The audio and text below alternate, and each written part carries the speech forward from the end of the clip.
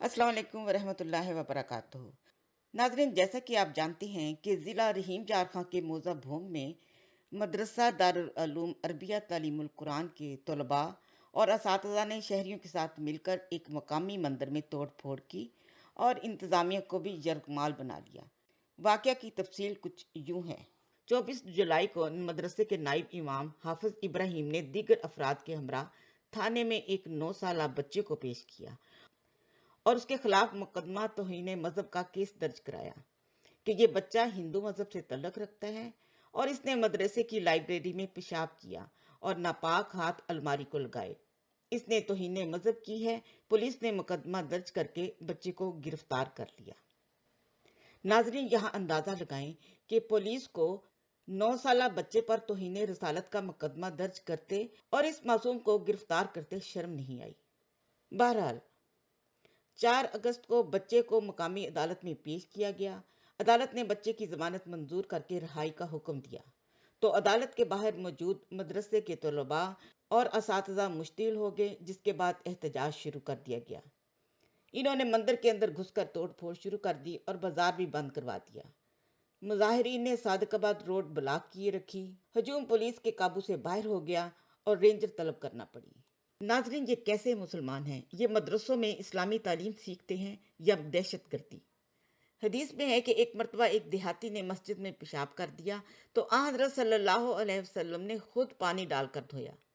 क्या इनकी लाइब्रेरी उस मस्जिद से भी ज्यादा पाक थी जिसे हज़रत सल्लल्लाहु अलैहि वसल्लम ने खुद धोया?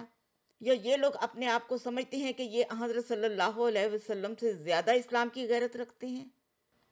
बहरहाल नाजरीन, वज़ीर आज़म साहब ने अपने ट्वीट में इस वाक़े की मजम्मत की और मंदिर दोबारा बनाकर देने का वादा भी किया।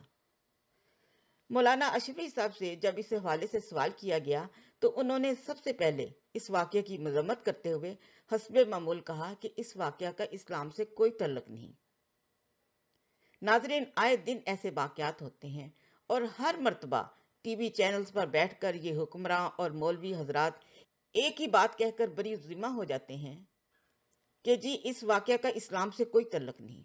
दूसरे लफ्जों में ये इस बात का इकरार कर रहे होते हैं कि हम हैं तो मुसलमान मगर हमारे काम मुसलमानों वाले नहीं। तो जनाब, अगर आप लोगों के काम मुसलमानों वाले नहीं हैं तो फिर आपने आप को मुसलमान भी ना कहलवाओ। ये जाली मुसलमान होने का ठप्पा जरूर लगवाना है, इसकी भी जहमत ना करो। जनाब अशरफी साहब का यह भी कहना था कि ये पिछले 7-8 माह में दूसरा या तीसरा वाकया पेश आया है।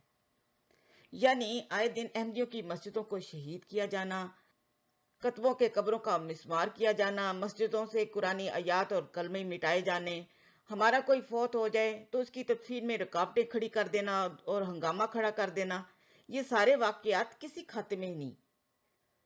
खाते में हो भी कैसे सकते हैं? वो तो इनकी हुकूमत खुद करवा रही है।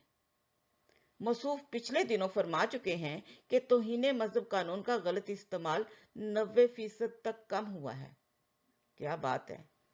आए दिन केसेस जो सामने आ रहे हैं उस हिसाब से तो 90% इजाफा हुआ है, 90% कम नहीं हुआ।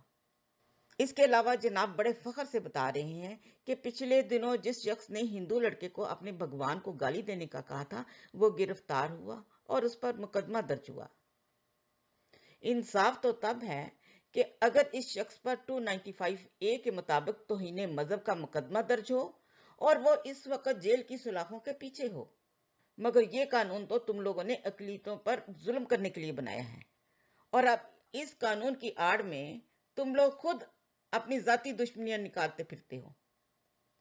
जुल्म की इंतहा तो ये है कि तौहीन मजहब का झूठा इल्जाम लगाने वाले के लिए कोई सजा नहीं मगर बेगुनाह कई साल सजा की चक्की में पिसता रहता है। इजाजत चाहूंगी। अस्सलाम वालेकुम रहमतुल्लाहि व बरकातुहू।